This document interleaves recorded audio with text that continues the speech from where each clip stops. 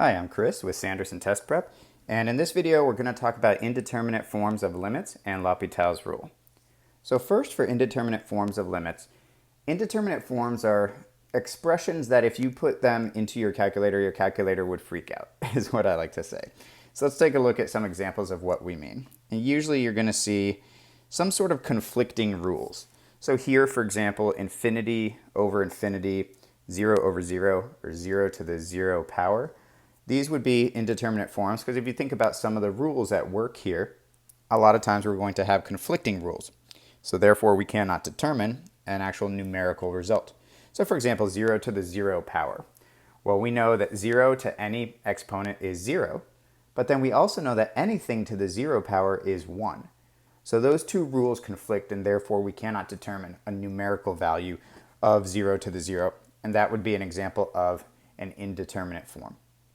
So let's take a look when we're dealing with indeterminate forms, how we might be able to solve, and we'll see an example here. Let's do the limit as x approaches infinity of, and let's do natural log of x over x. Okay, so let's say this is our question. So when we're looking at this example, if we were to plug in infinity for x into our limit expression, so we have natural log of infinity over infinity, and the natural log of infinity would be infinity. So we get infinity over infinity. So we have an indeterminate form here. So that means that we would have to do something else to be able to solve this. Now, you might, if you have, for example, a simple enough function to graph where you understand the relationship, you could look at this graphically and try to figure out whether or not you have something that is what we like to call top heavy or bottom heavy, to figure out whether we can treat this as infinity over 1 or 1 over infinity.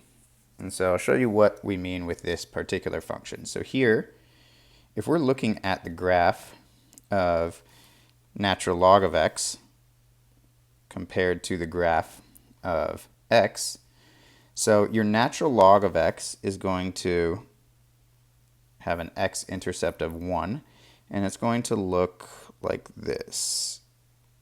So this is the approximate shape of your natural log function. And then if you were to look at y equals x, so this will be y equals natural log of x.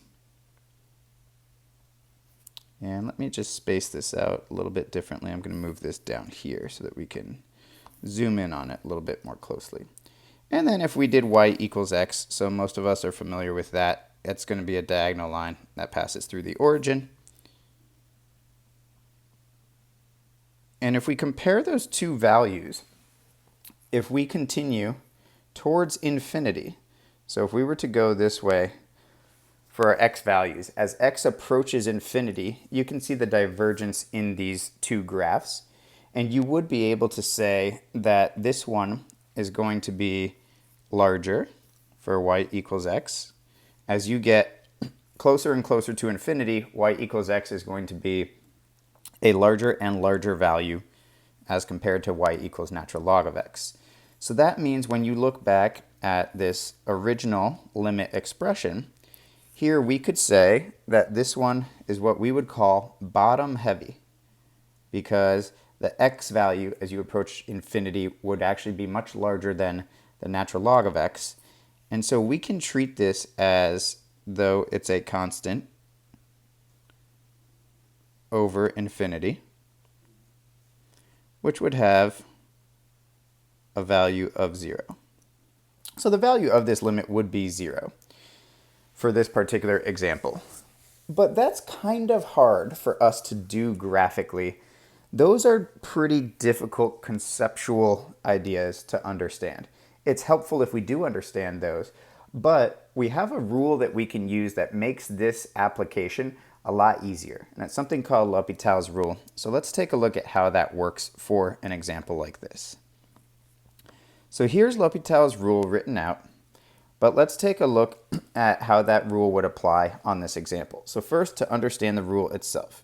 basically says that if you have the limit as x approaches some value a of one function over another function, so if you have f of x over g of x, we can equate that to the limit as x approaches a of f prime of x over g prime of x. And if we use our same example that we just saw, let's see how this rule applies and makes the calculation and conceptual understanding of how we can avoid this indeterminate form a lot easier. So we'll put the same example into action. So we have the limit as x approaches infinity of natural log of x over x. So if we apply LHopitals Rule, I'll show the rule here as we do it. So this would be equal to the limit as x approaches infinity.